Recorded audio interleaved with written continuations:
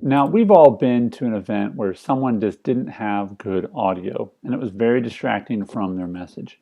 So, while I want to have great video, great lighting, you're also going to need to have good audio. I don't think you need great audio, but I think you need good audio.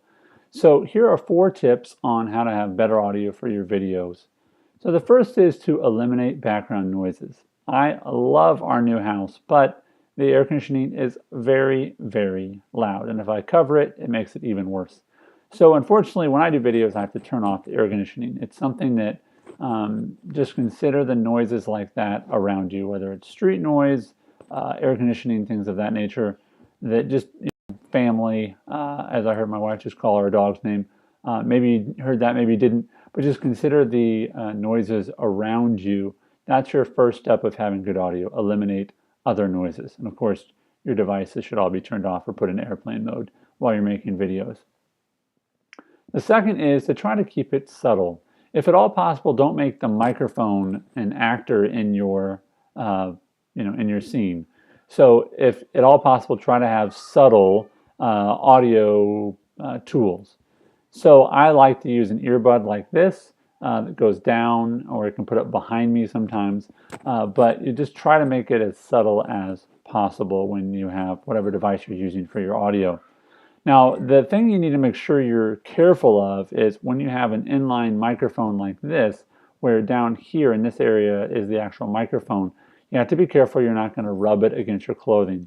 And this is, you're going to have to be intentional about this.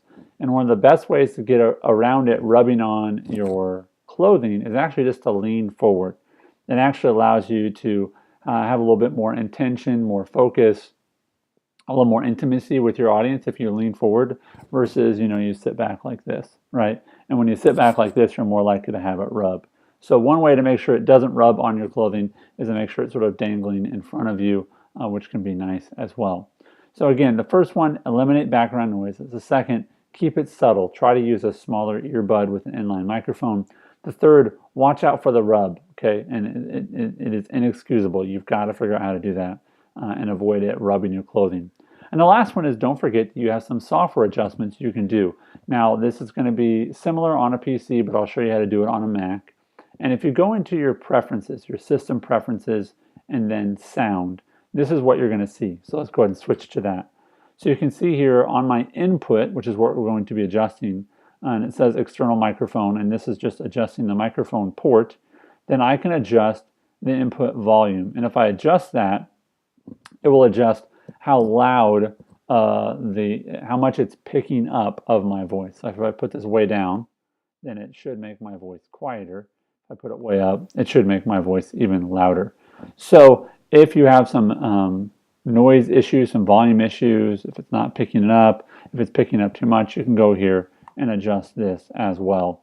And then obviously it's got this use ambient noise reduction feature as well, which is a nice little feature inside of a Mac. And I'm sure PC has some of those settings as well inside of the sound section.